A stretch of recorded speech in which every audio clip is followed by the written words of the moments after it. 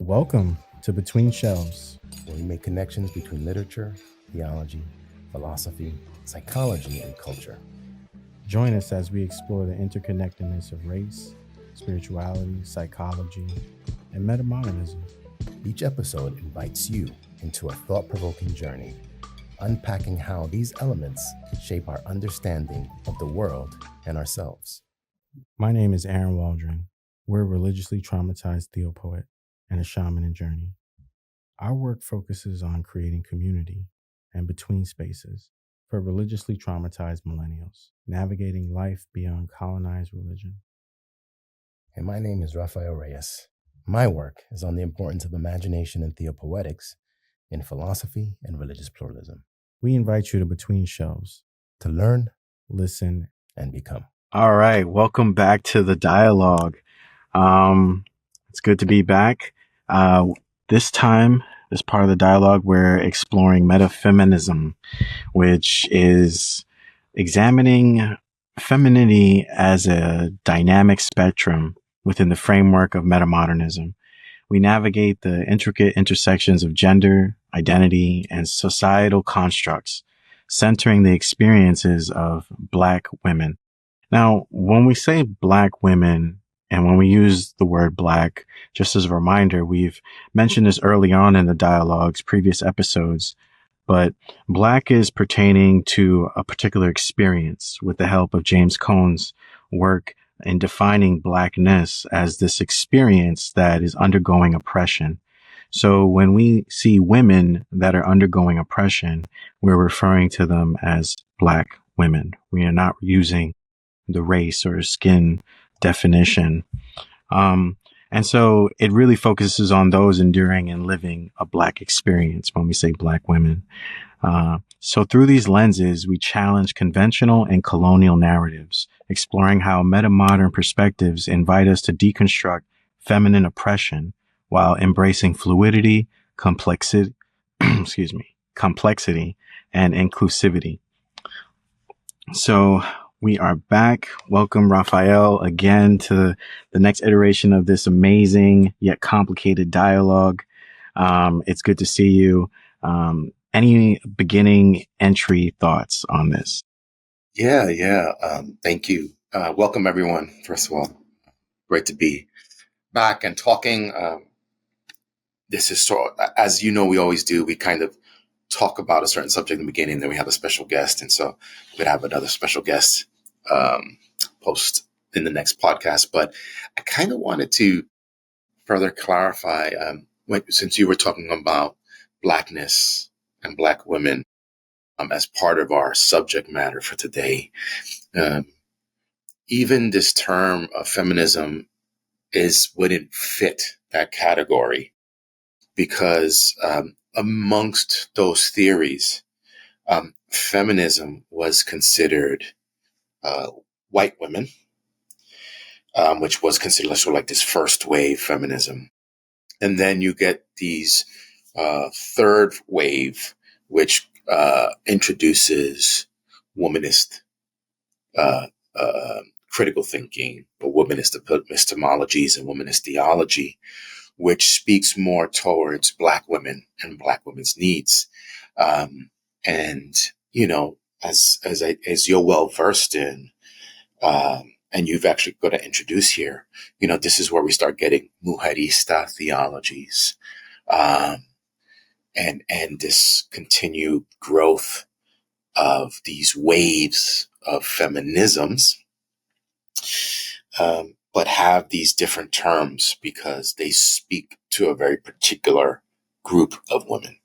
And so at least to start out with, you know, there is a disconnect between feminist thinking and womanist thinking just because of which categories are highlighted and for whom. And one of my dear texts that I teach from and I enjoy so much, Sisters in the Wilderness by Dolores Williams, with that womanist theology, is a much different text as what you'll probably see feminist thinkers, white women thinkers, and epistemologists, philosophers are thinking in the categories that they produce.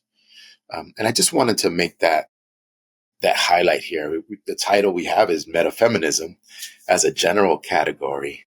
And I'm wondering if we just be like meta-feminist, womanist thinkings as a title and how we think forward. Some of the texts that you mentioned are from white female writers. Some are Black female writers.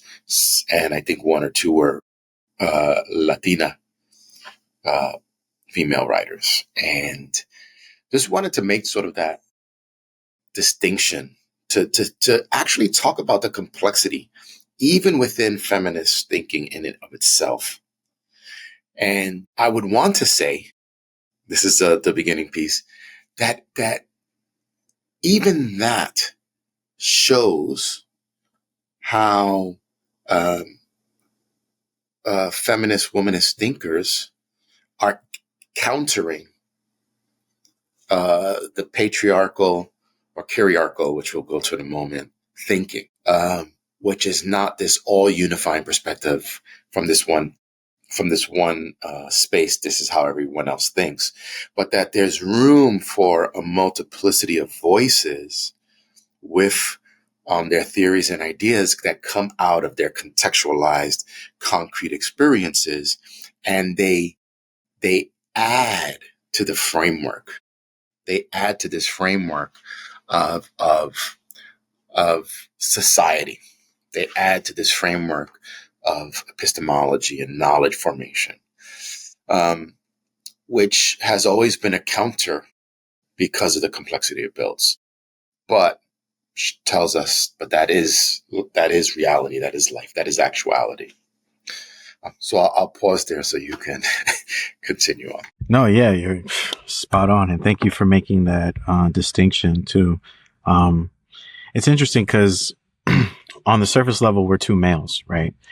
In society's view, we're two males. And some would argue that we don't have what it takes to maybe even try to have this kind of dialogue, talking about femininity, the feminine. Some would argue that we have not enough experience. And, we would just push back and say, the reason we're having this dialogue actually is because we are not the average male.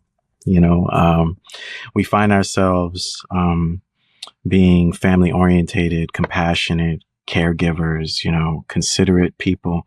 These are qualities very similar to a mother, being motherly to other people.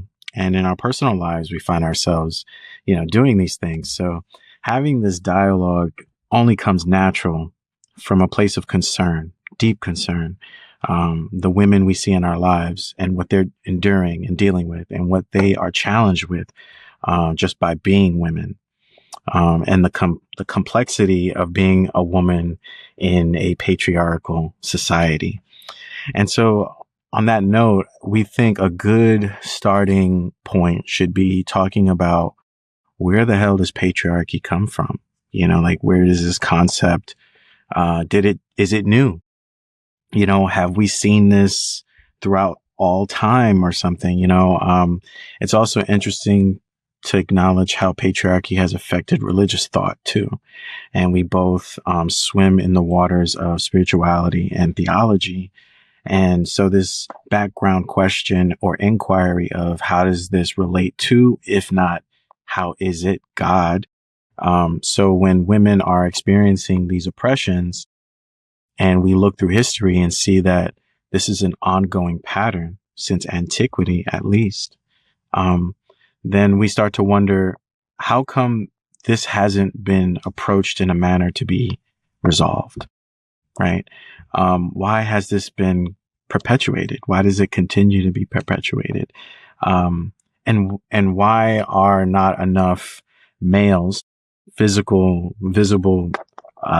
society identifying males saying more about this? Why are we not speaking up for our women, whether our daughters, our sisters, our mothers, our partners in life, our spouses, our best friends, regardless? It really touches home for me, personally, this oppression towards women. We've even expressed this mildly in our Theopoetics, talking about women who've experienced severe oppression in Mexico, and it's just crazy how there's terms that describe the act of killing women around the world. Like this is some sort of sport or something. But it really does come from this concept, this framework of patriarchy, where there's a superiority, right, a supremacy towards males. And it's interesting. In one of the sources we put together to talk about this, it was Gender, Power, and Promise by Fuen and Gunn.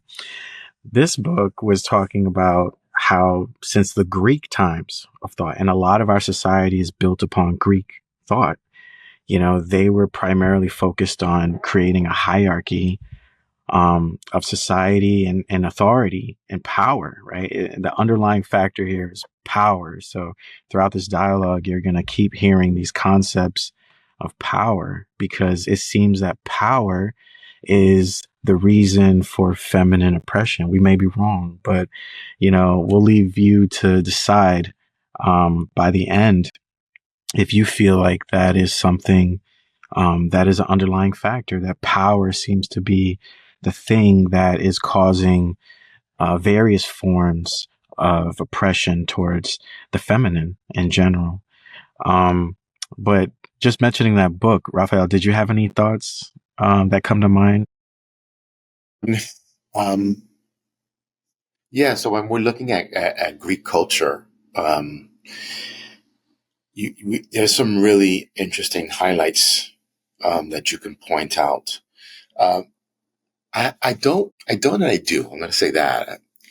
I don't know if male patriarchy was the piece, but you can say that, yes, it's there because of how they structured authority in the household. So women did have certain roles to play that were higher, right? And pieces, but there were certain areas of where they just had no sway in. So when you're talking about the religious system, every household had a small temple. The women were only allowed to pray, but it was the males who would offer the sacrifices, and their prayers what counted. If they had to do big sacrifices, the women were not allowed to go, and the men would lead it with maybe if the slaves in the household would go, male slaves.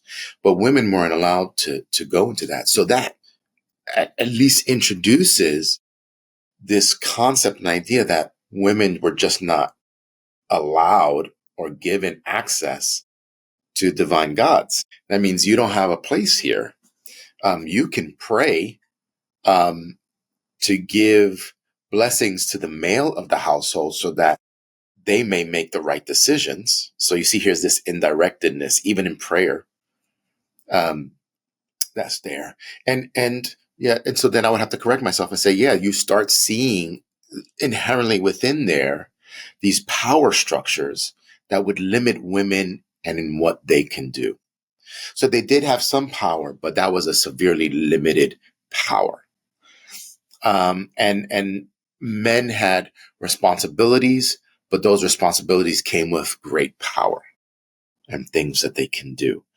And I would go even farther back than Greek religion. We can see that even within Jewish religion in its formation, how there were these patriarchal structures that are there. I don't know if we can call it that, but definitely you can see how the male was the leader in many of those instances, and women were limited in their roles. They had their own power structures, like if we saw, was it Sarah and Hagar? There were these power structures within the women in terms of roles. I'm the wife, you're the slave. And if we were to focus on that, we couldn't go too deep into that, but we're probably missing out that it was the head of the household who created the situation in the first place. Deal with it amongst yourselves. You deal with it,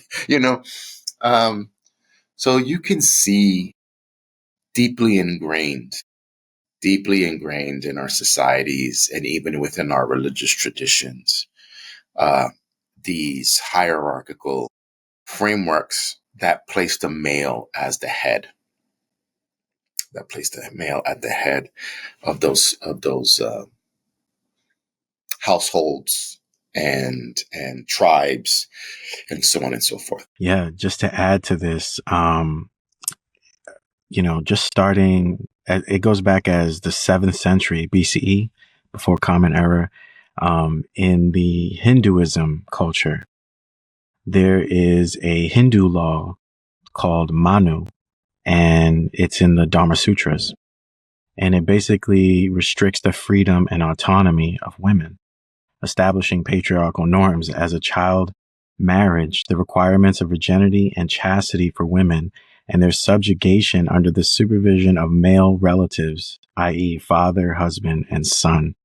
This is just a snapshot of like early ancient forms or versions of patriarchy, right?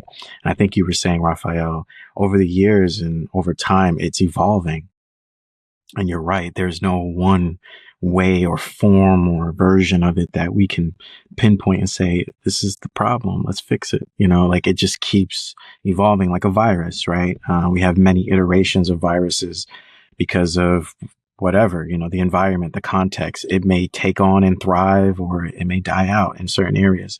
And so it just seems like patriarchy is something like that, of a virus that seems to do well in a lot of areas in the world, regardless of climate and economic status, even cultural or religious perspectives. It seems to be in the background of things, because if we can find it in Hinduism, we could pretty much find remnants or stenches of this smell, theopoetic smell of patriarchy in all the religions, pretty much, right? Because like building blocks, where there's certain Lego pieces that have patriarchy in it. And if we were to try to take that out, we might mess up the whole structure.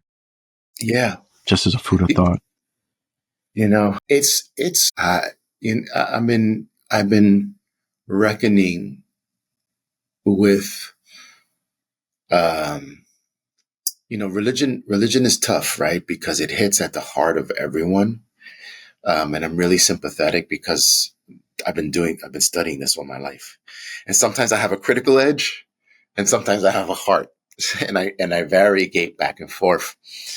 And one of the religious traditions that I'm sympathetic towards, or have been sympathetic towards, is Baha'i, because I love its pluralistic framework, and how it talks about, the divine messengers are trying to reach certain generations and certain groups, but they all are giving this message, and they place a high privilege towards women. But when we still look at it from a critical lens, there still is this troubling place in which where do they place the women? Why are they being so specific that women are going to be in this place, right? And not, leaving it open so that they're everywhere. And I've been coming to reckoning with that. That's a question I've always had, let's say in particular Baha'i, that says, why you want to say that women should be educated? And I say, I'm all for that. Women should be educated. They're the future of leadership, but they place them still, and it's said lightly, still under a hierarchical place. They are the mother. They are the educators. But that role has always been the role of the mother. The role of the mother has always been to be an educator for the children, has always been to be wisdom counselor. Native American, Jewish traditions, Christianity, Islam, there's nothing new. To reiterate that, for me, is nothing new. That's what women do. Thank goodness for that. We need to hear that. It's when we don't hear them that we get into a lot of trouble. And so with that, I sometimes say, have we really moved the needle that far, even within these newer religious traditions? I think in one aspect, yes, because now they say, hey, all religions, all the religious systems that have this divine perspective share something in common, and we honor that, and we use their texts to engage in this discussion. So from a pluralist standpoint, amen. Yes, this is great. I'm in agreement. But when we start looking at it from the more human components of equality, and allowing for the emergence of the divine showing itself in new ways through human emergence, LGBTQIA is there. And I don't want to go into that because that's not the point of discussion, but it falls within the space that it's still there.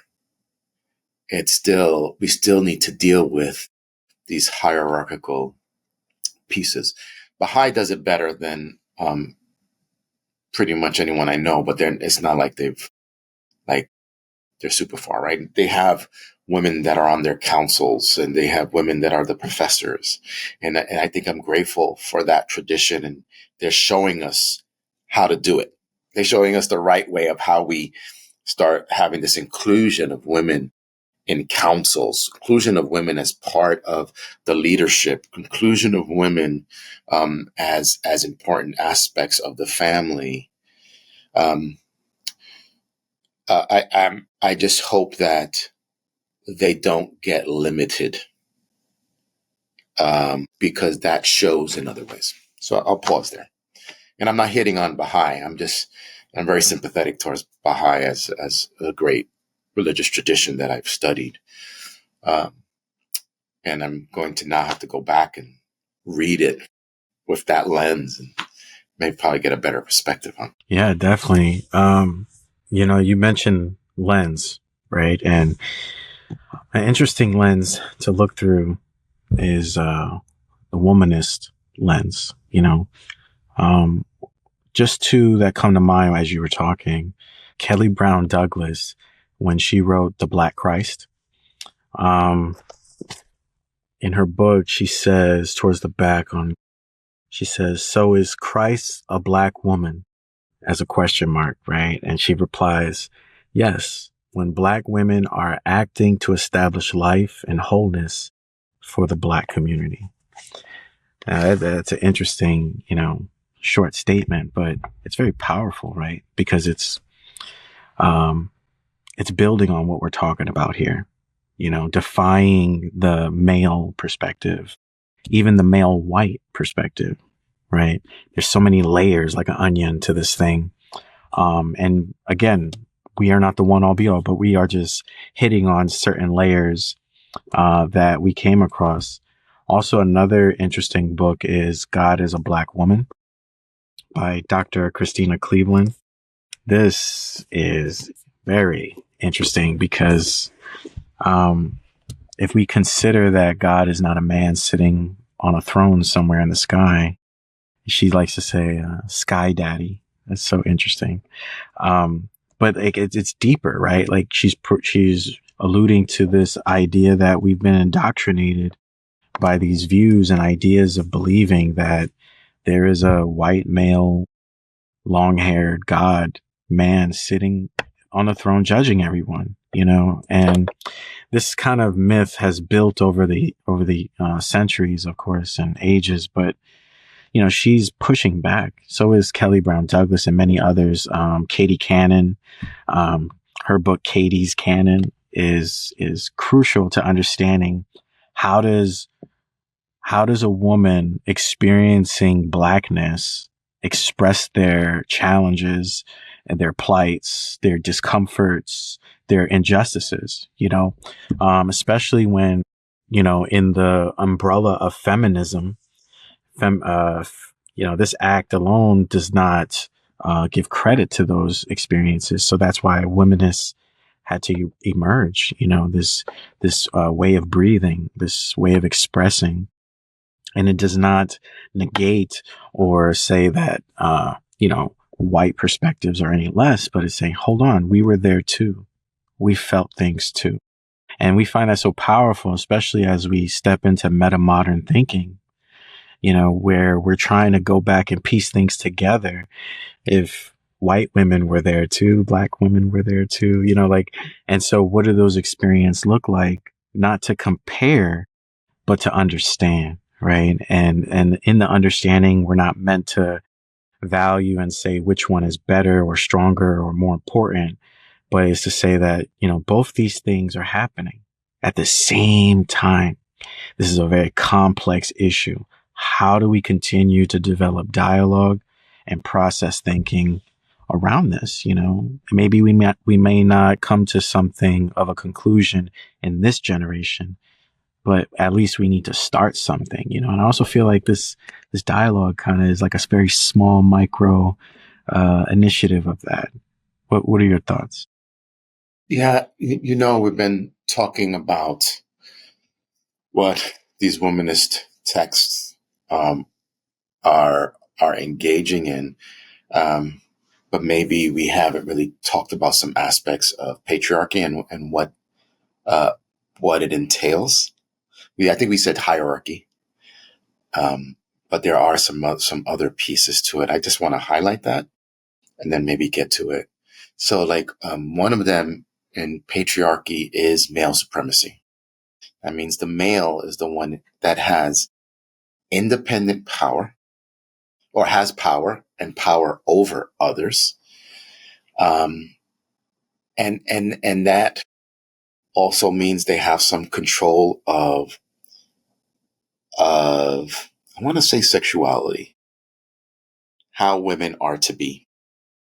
If they wanted to engage in some other activity, they have the power to make that happen. They can feminize men if they needed to. They can create spaces where they're not held accountable, right? So you have this male supremacy in which they control structures and structures in society, right? And they create these normative patterns in society in which they can force others to abide by laws, but then they can escape it. So that means when you have these patriarchal system where males are in control, they have control over societal powers. They have the ability to categorize and name things, right? They can demonize others. They create social normative patterns. They control economy and political power.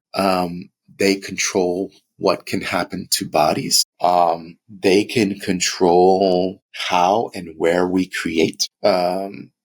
They control what is wisdom and what is knowledge. And they control what, and they would make sure that nothing gets transformed. Case in point, the desire to maintain male-female binaries. The fear that if those lines get blurred, what it leads to. So they try to control what can be transformed and what is transformed. I think if we look at a lot of the laws, we try to just build on top of it, right? I think there's nothing wrong with that.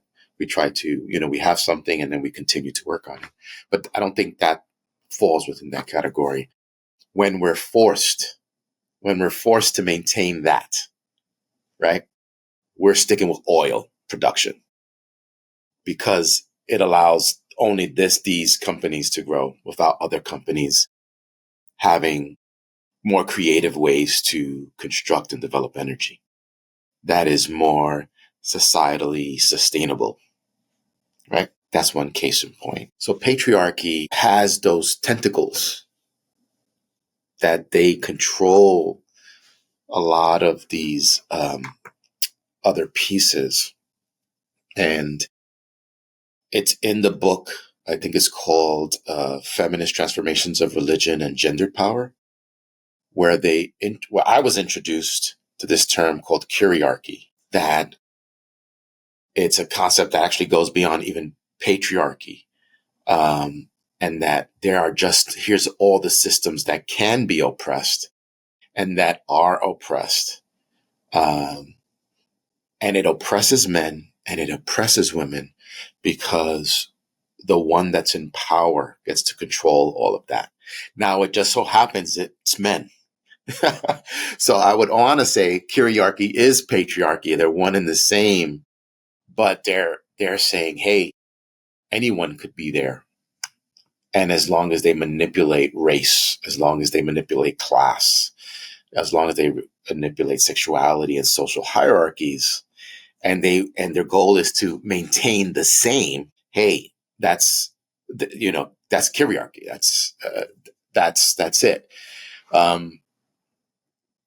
And I think what's interesting about that, it kind of tells you this is a perpetual system that could go on beyond humanity into artificial intelligence networks. Okay, I'm going to throw that in there. I'm sorry, because this was supposed to be a feminist womanist discussion, but it just leads into there. And so Kyriarchy becomes this interesting term to take on with patriarchy, to say these are the areas that it controls. But with that, when we talk about these patriarchal systems, I think the biggest thing it's doing for women, it's challenging women's identities, and they're saying, this is who you are. And I think in these other texts, Kelly Brown Douglas and many others, I mean, we haven't even begun to name,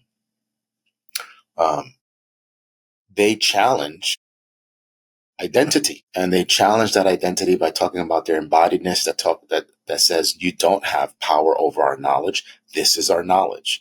This is our history. And that's where the pushback against patriarchy is realized. Everything that we see emerging is a reaction to the desire for ultimate control and ultimate sameness.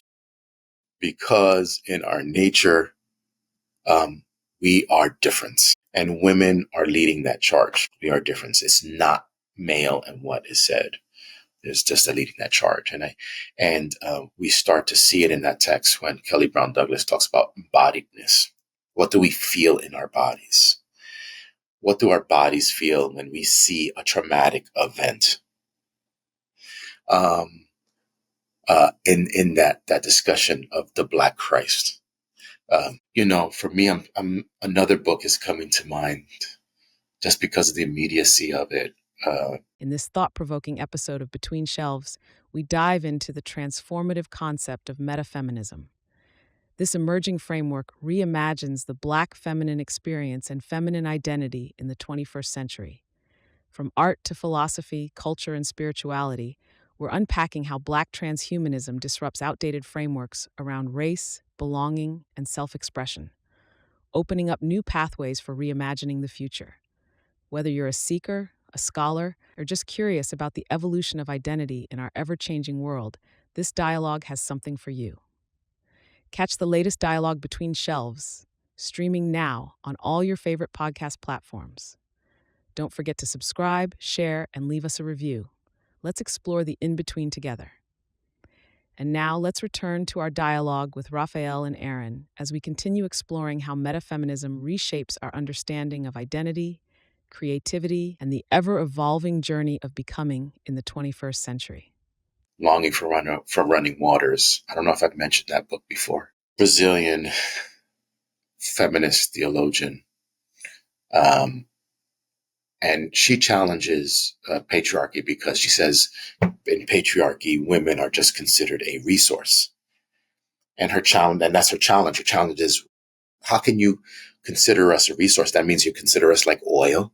You're considering us like water, or that means you dehumanized us. You've dehumanized us and just says we're just a resource to continue growth. Let me pause there because I've been talking a bit, and I kind of wanted you to chime in from the other texts and stuff.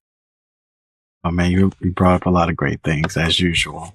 But yes, that text, Congress of Women, Dr. Elisabeth Schüssler Fiorenza, excuse me if I'm murdering it. My lingua is not too good, but amazing text. And the biggest, most powerful term we thought was the Kyriarchy, and this concept. And you're right, spot on. My imagination and spirit took me to that place of saying, this is basically the bridge. This term, this concept is a bridge between the physical and the new, now digital, right?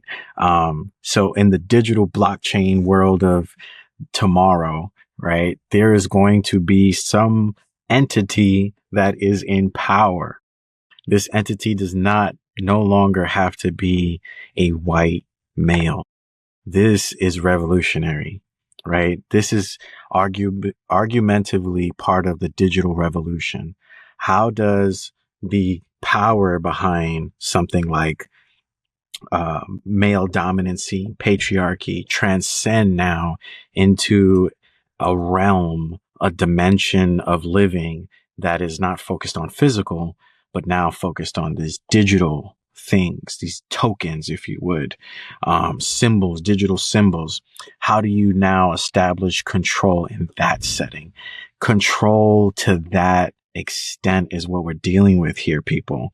Like, we have to start understanding that these are just beyond the books. The books are highlighting what's happening as we're moving on this earth. We are stepping more into a digital age, whether we like it or not. And this concept of dominancy is like not going anywhere. That's what we're saying. It's going to be in that space too, and be under a different name. And, she brought up this term that was, of course, ages ago, before this kind of even thought of a digital age. But you can see that even this concept, that it transcends the human body. No longer is it just, this physical white male that resembles Greek ancestry even, or Greek authority, because a lot of this is coming from that language that she brings up too, starting in the Greek philosophy writings, in the laws, and even saying how economy, right? Like, how do we even understand economy? Like, this Greek word has deep meanings. And like you mentioned, it's the head of household. Like, how do you manage a household? And that's, essentially what economy is understood through these lenses. And so when you say a white male, or back then a Roman Greek male, was the head of the household, regardless, we're living in times now where it's similar. We have remnants of that, like where the male makes more money than the female in some aspects, or a lot of aspects, but it's changing slowly. Yeah, but it's still an issue. Exactly. Not getting paid equivalent to your value. Like, and then we see in the Handmaid's Tales an amazing dystopian text, right? That that forewarns us, that this could happen if you mix certain things like religion, or perspectives of religion, with economy and politics and government and control, right? All areas of control. And you see what happens when you start controlling down to the T what people are doing, saying, believing in, eating, living, like all these things. It's not that far off, right? Go ahead, please. No, it's curious that you talk about blockchain. There's a particular author by the name of Rohitha. I forgot their last name, but blockchain is as exclusionary as capitalism and patriarchy, because they're individualizing stuff, right? And they could say, hey, we provide more value, But that also means I can buy as much as I need, and I can then say it's all mine. Not only physical things like land, which once again, there's that problem, right? But now digital, which is virtual, which, as when you shoot the computer down, then it's done. It's no longer exists. But now they can sue because you did that. But anyway, so this idea that blockchain is supposed to be a democratic tool can actually be seen as an exclusionary one as well. And that's looking at it from a feminist lens.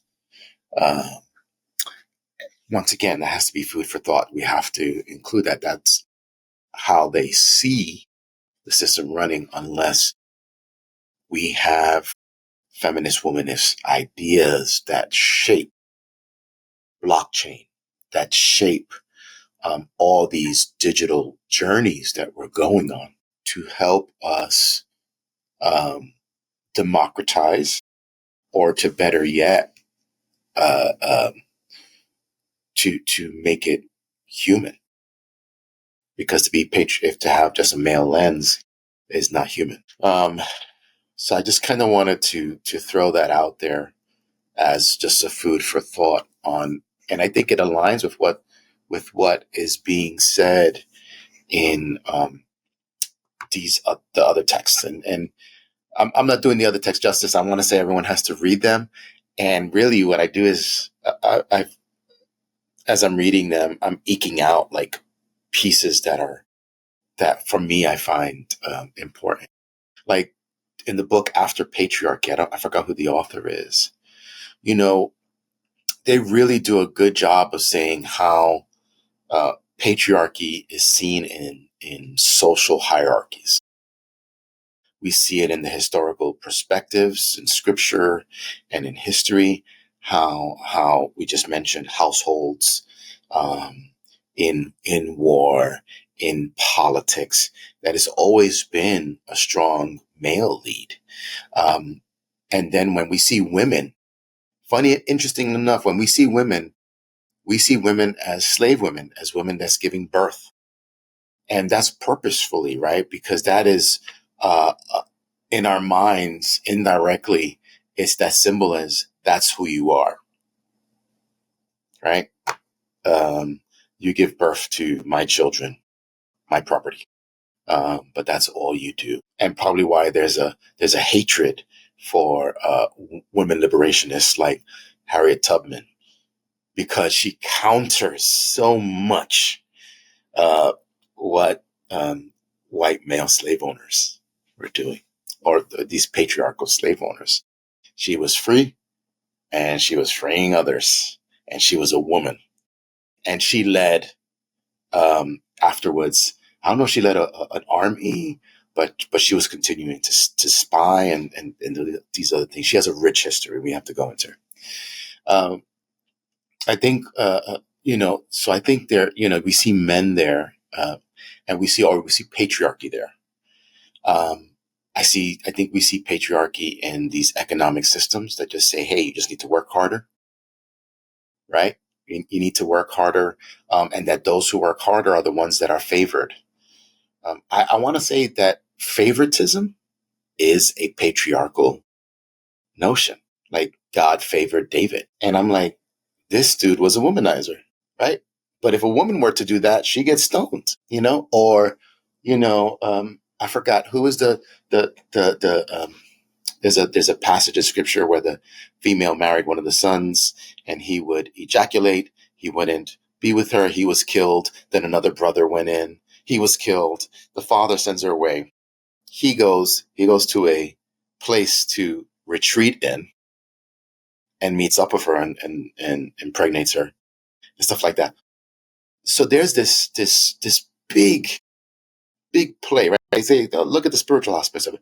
No, look at it from that feminist lens of power and of these symbols that they're trying to highlight what women are, and how we need to speak out against it. There's a double play there.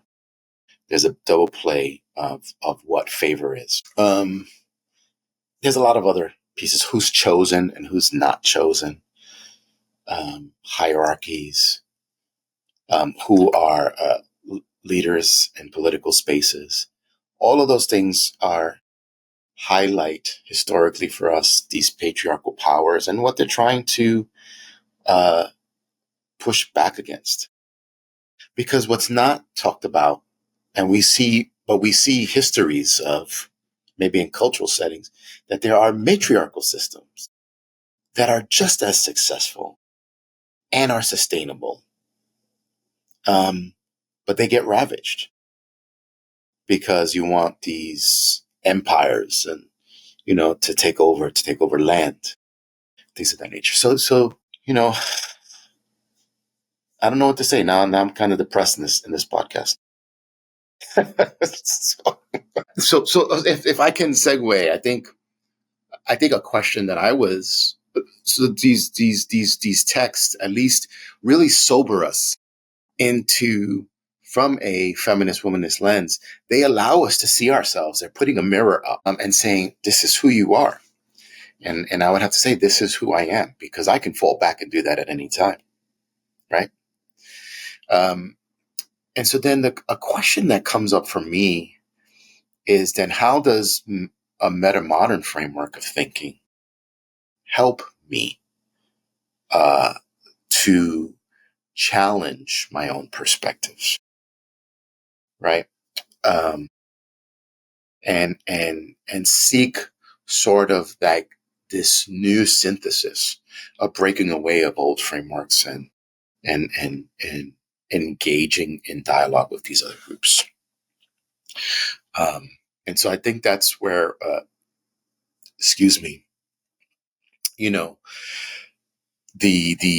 some terms, I was looking back at some of the stuff we've talked about, and there has to be a rearrangement of priorities for male frameworks of thinking. And I think you said it clearly. This is not going to be a switch, right? This is a practice, and this is a lifelong practice, and it's going to be a multi-generational practice for our young boys, our young men, even for our young women, young girls, young women, because they are just as indoctrinated as the boys are. And I think one of the things I would to bring into discussion is sort of the fluidity that women bring that men also have. They have this fluidity in terms of identity. It's not fixed. The way I always think about it, we have these multiple roles, and they show up as needed, and we can be tender, and we can be protective, and we can be loving, and we can be supportive. And I think that for me, that's fluid. I can show my animus in one aspect and my anima in another one. And for me, that challenges this gender perspective that although I may have a certain body part, that doesn't define who I am, and what roles I play, and that it's fluidic in that sense. I don't know if you wanted to share your thoughts. Yeah, that's amazing. You made us think of one of the sources we put together, the Book of Lilith by Dr. Barbara Black Culta.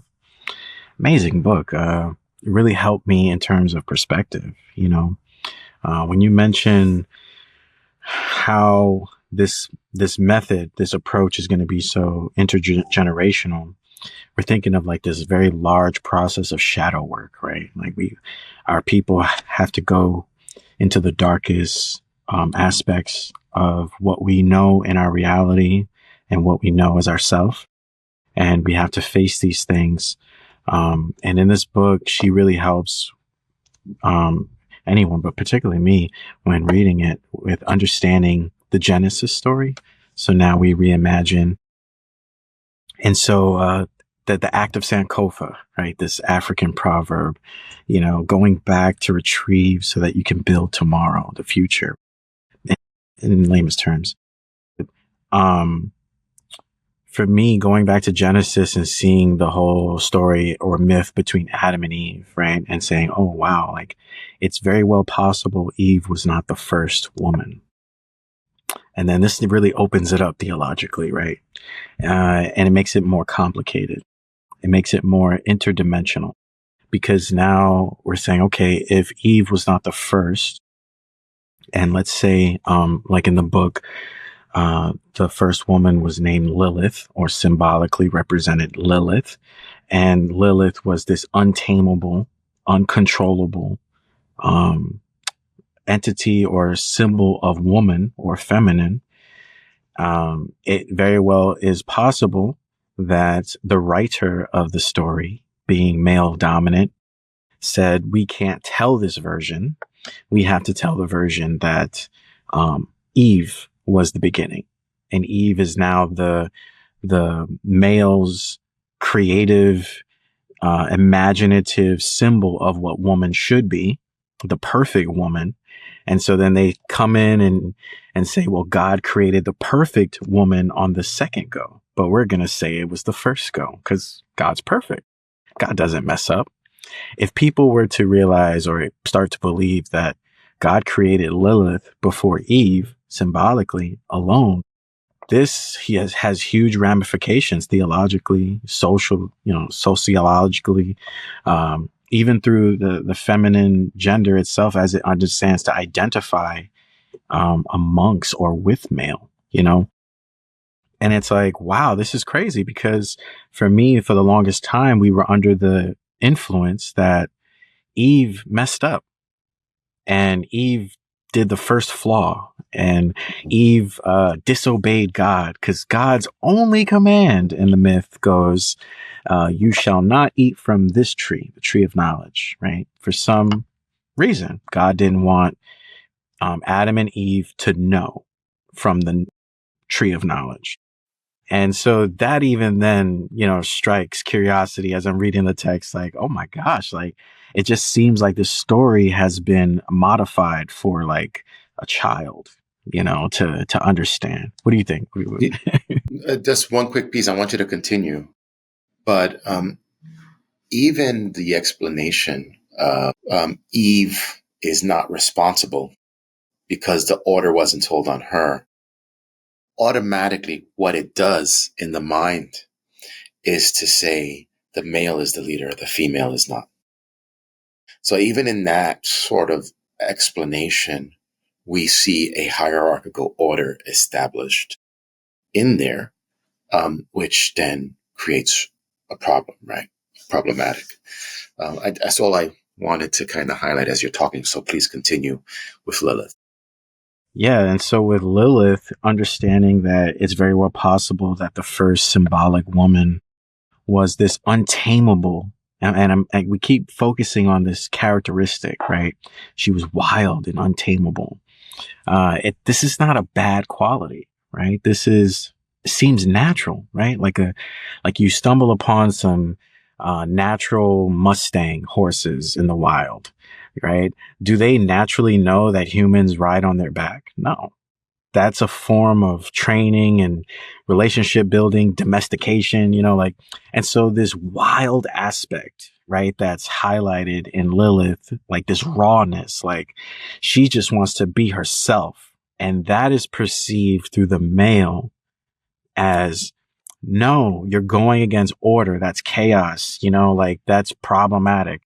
And then you have to say, well, why would that be problematic if not because the man wants to be in charge? And if I allow you to be wild in yourself, I can't control you, or I can't control my environment, because now I'm equal, or now maybe I have my own insecurities that don't help me to see that I can be just as wild, or we could be wild together. But there's an aspect where I feel like I have to make you conform to whatever it is I feel safe with. I don't know. What are your thoughts on that? As you're talking, and I think you mentioned that, I just got to lift it up. Everything that we're talking about is still the male perspective. So even when we're saying Lilith is uncontrollable, I need to do it, guess who's talking there? It's the male. So even the concept of she's wild is a male concept, something that they could not absorb or deal with. So we're looking at male fear at the power of what we see naturally in nature. I was going to say chaos, but then I'm saying, no, that could be considered diminutive, marginalizing, and I don't want to say that too. But if we were to look at chaos as what we see before us, as in everything that it is at one moment, right? That does not have the order that we want, is that's what it is. And when we see the female, that's that. And so, the Genesis text is about order. It is about establishing order. And what's unfortunate, the establishment of order does hierarchy. And even in religion, they do not know how to do it any other way. Can I say that? Yeah, you're on mute. It does seem that way, doesn't it? Because if we've gone over a history at least worth a millennia long, and we see this repeating pattern, it doesn't seem that it's happening by coincidence or by accident. It does seem very conscious and deliberate. And this is what really drives these feelings, right? Even amongst these feelings is anger, because there's an aspect of this that you are doing this, knowing better, knowing more than me. You're still doing this, and we just, with our limited information and perspectives, we look at this and say, how could you do this? And then we immediately say, you're evil. You have to be. How do you know better and you still choose to do this, knowing the outcome? So like there is that feeling that we cannot really ignore. There in womanists and in feminism period there's anger, and obviously we can't lead with that, but we have to acknowledge that it's there. It's in the shadows with Lilith, right? It's in the shadows, those feelings of unresolvedness, right? If we could say that, like there's many things that are just still unresolved in relationship with women. Systems in relationship with women, men in relationship with women, women in relationship with women is a big one too. It's almost up there with black on black crime. Like, why is this even a thing? Like, why are we putting each other down? And we see that, these are all brought upon by these strong concepts of thought, frameworks of thinking that outlive so many of us, that are still going to outlive us. It is a little scary. Earlier in the dialogue, you mentioned like, this is kind of, depressing. You're right. It is. And that is an aspect that I think a lot of us have to acknowledge through a metamodern kind of spirit. Like, we have to embrace this awkwardness, the weird and eerie, right? Yes. We have to embrace that, because in that weird and eerie is these feelings, right? And these feelings are very complicated. They're evolving. They're in process too, so it's not just like anchored in absoluteness. We did want to bring and invite Tracy West into this dialogue with her book on solidarity and defiant spirituality, African lessons on religion, racism, and ending gender violence. We have a treat for you guys because she's actually going to be on the next episode. We were honored with her gracious time and wisdom. So that's going to be a very impactful and more in-depth extension of this dialogue. But really briefly, in this book, what we loved the most was she was touching on how this thing where we've been talking about patriarchy, in its many iterations, whether you see it economically, through capitalism and human trafficking and money laundering, all these things. But then you also see it in the very mundane. And she's bringing up how there are people in South America, that they actually have no other options to make a living other than to sell their bodies, and they become these prostitutes or these very dark, secret tools of sexual pleasure to these rich and wealthy tourists. So like there's this global um, movement of, and it's been going on where, these wealthy people with power, particularly males, but and it's interesting in her work, she brings up it's not just males too. Like there's also, into, queer as well. Like, so like this concept of patriarchy touches everything. Like we've been saying, like it doesn't say, oh no, that's too bad, I don't want that. No, it wants everything. It wants everything in its shade and context. And she talks about how, men and women are struggling to make a living, and they're pushed into these positions of experience to say, this is the only way I can make a living is to sell my body to these wealthy tourists, and they get to do whatever they want to me and my body. And I'm just that. Now imagine you live that, and that's, what kind of effect that has on your psyche and your spirituality. You know what I mean? How is that uplifting? Like what things are being put in place to give people an additional option? It just seems like she brings up this issue where it's happening not just in South America, but in Africa, Europe, even in some parts of Asia, the Asia Minor, that people have no option but to sell their body. Like this is very disturbing to me. I just want to put that out there because I just couldn't imagine, like, if I could do something that I wouldn't do something to change this. Like if some person in power, say in the government or something, or they know of these things, but don't do anything about it. Like, it's just, I can't sleep well with myself. I can't rest well knowing, that these things are happening.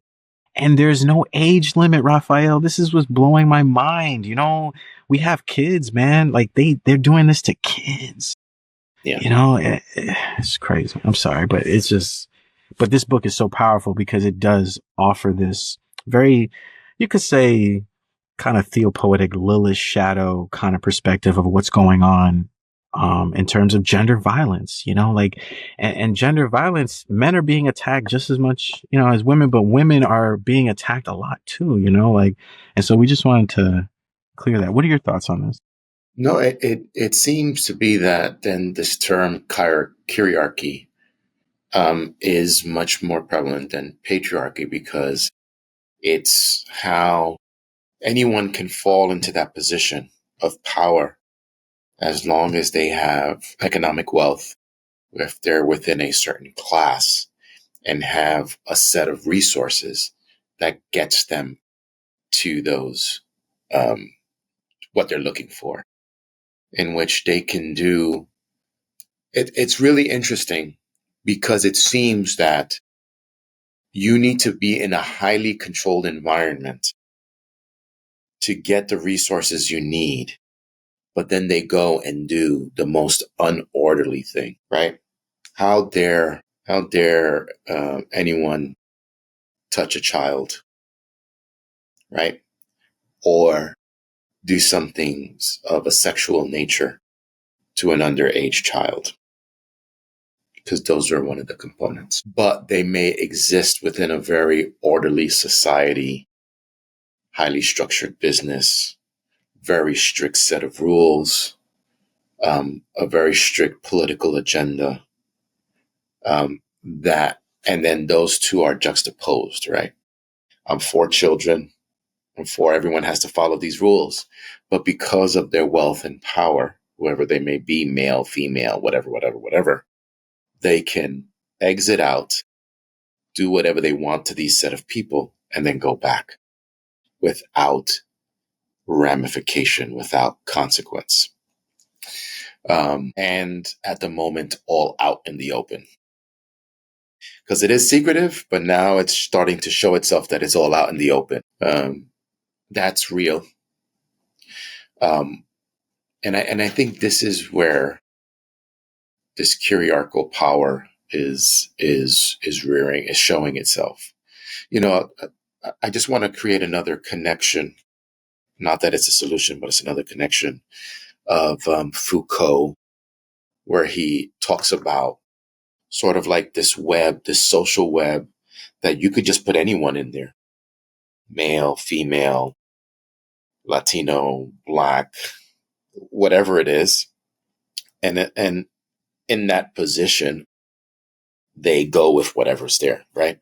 So if you have a position of power and a position where you have all these economic resources, political resources, and you are existing within that societal structure, then you're going to tend to do the things that they do regardless. And you see that. Yeah, it does become like a question of how much does my environment affect me and how much do we affect our environment. Yeah, that's interesting. So yeah. But, we didn't touch on some other parts. And I just want to briefly say this one thing. I think also when we read and take on feminist, womanist lens perspective, and we also try to use metamodernism, I want to highlight that they both talk about paradox and ambiguity, right? That because there's no one perspective, because there's no static categories, we're forced to put these contradictory or paradoxical concepts together. But I think both of them are realizing something beautiful, which is tapestry. They both talk about tapestry. There was a feminist philosopher where she talks about the quilt, and a quilt is not uniform, but there's so many different designs within it. And then when you lift it up, you see the beauty of the tapestry that is there. And so there is in that paradox, ambiguity, historical ugliness, historical beauty, and all these things. And it highlights another component of metamodernism that we see in feminist thought, which is interconnectedness. There are these collective voices that we can hear at once. And metamodernism calls us to do that, right? That it's not supposed to be this one uniform voice, but this many voice that pushes against hyper-individualism and everything that mattered. But there's a multiplicity of voices there. And I think those are some connecting points with feminist, womanist theories and what's happening in the fourth wave, because there's a fourth wave and fifth wave that's coming out, and how metamodernity walks alongside of that. And I think they share some interesting components there. Yeah, definitely. Could you, as we wrap up, could you elaborate on your definition and meaning, or how you perceive the walking alongside? Because I think it's beautiful. Yeah, we actually talked about that before. We could look at the passage of, take my yoke upon you, my burden is easy, my load is light. I don't want to use that. I think there's a limit on that. I think if you are a Christian and we can say, well, then we walk along with the divine, and there's this walking together. But then you're kind of saying, I'm taking that yoke. I'm taking whatever you're saying, and that's it. When we're looking at, like, say, feminist voices, womanist voices, the challenge is to patriarchy, and they're not so much. They're saying, because of the ugliness that has come out of it and the trauma that has come out of it, I can't walk with that. right? So when we say, well, metamodernism is a tool that you can walk with, well, we got to be careful about what we mean by walking with, right? And so I don't take it as a yoke, and saying just take these perspectives along, just take it and use it, and you'll see that it's good. But I'm saying, yeah, walk with it and challenge it, engage in a sort of mediator-like discussion and saying, this is how I feel and this is how I feel. Well, what's really at the crux, right? At what's really important here that we need to hold on to, and what can we throw away?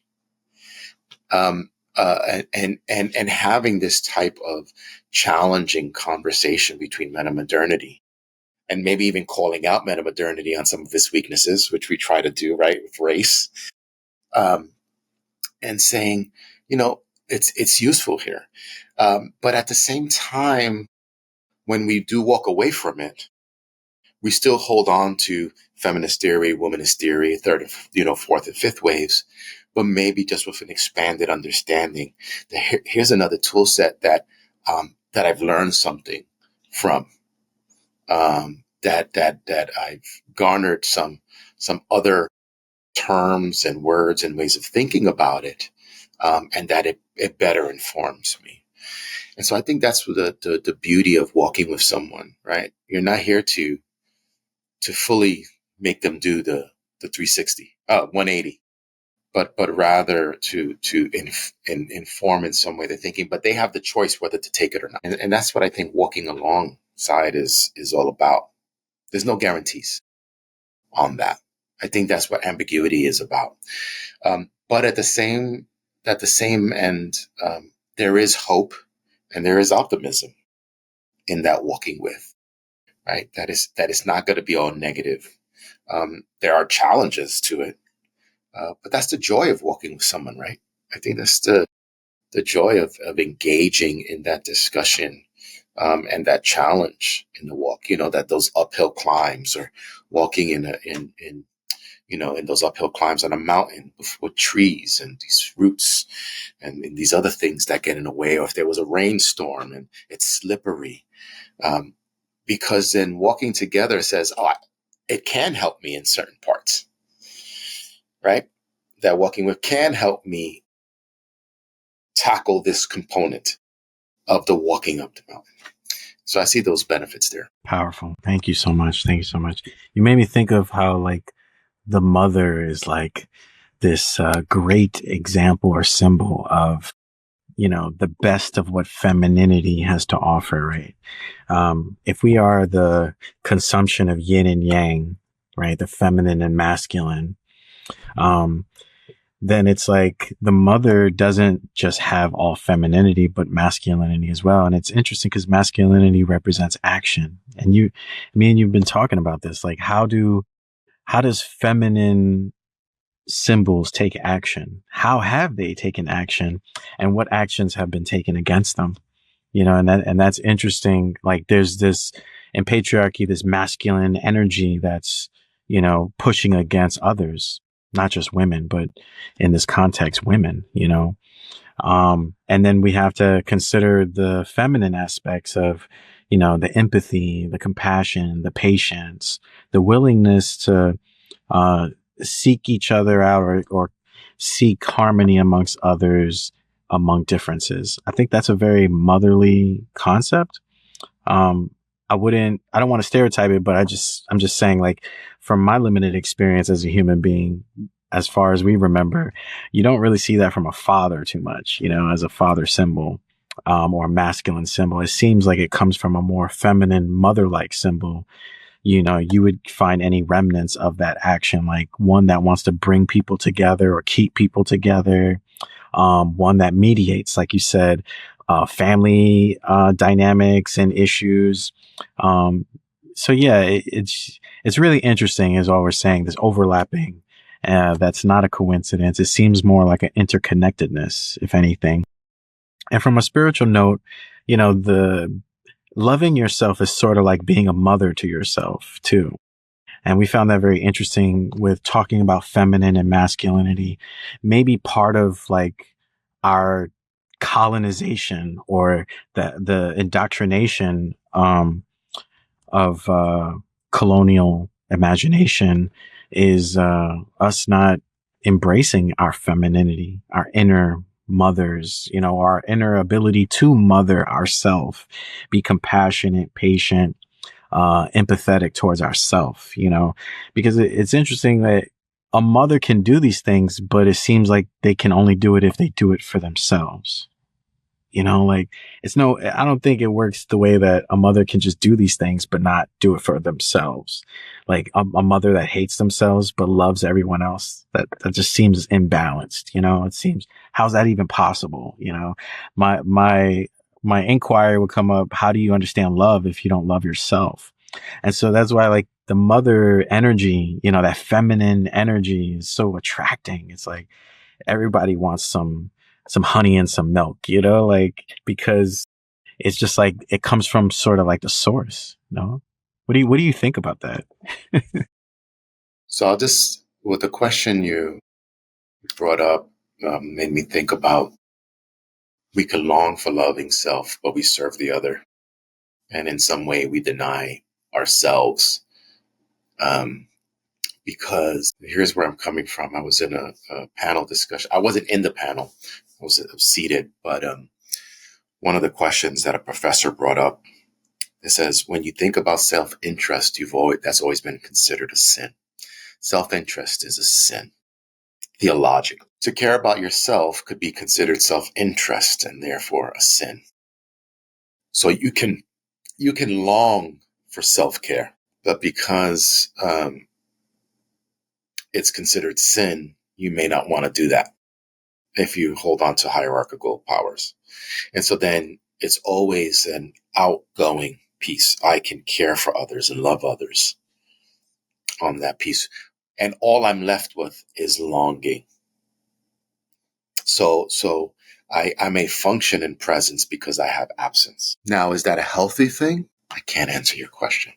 I think the answer would be no. The answer to that would be no. Yeah, that's powerful, man. That's a drop the mic statement. Yeah, you're right though. And in many ways, it's all just a reflection, right?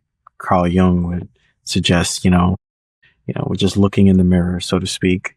There's anything we have disgruntledness with, it's in us. And so like theopoetically, when we're mentioning these things, like the issues of patriarchy, it's in us, and that's what we're struggling and battling with. We're not really out here fighting people. We're fighting these notions and these frameworks in our mind and ourselves, and that is the deeper battle. It's interesting. Yes, absolutely. Wow. All right. Well, on that note, this is all we got for time today. And next part of dialogue, we're going to be honored with Dr. Tracy West. She's going to be not only talking about her book that we were highlighting, but she's also going to be talking about her incredible work that she's been doing for a very long time, highlighting and navigating gender violence, especially within the theological community and perspectives. So that's going to be really interesting to get into, especially as metamodernism walks alongside our upcoming dialogue.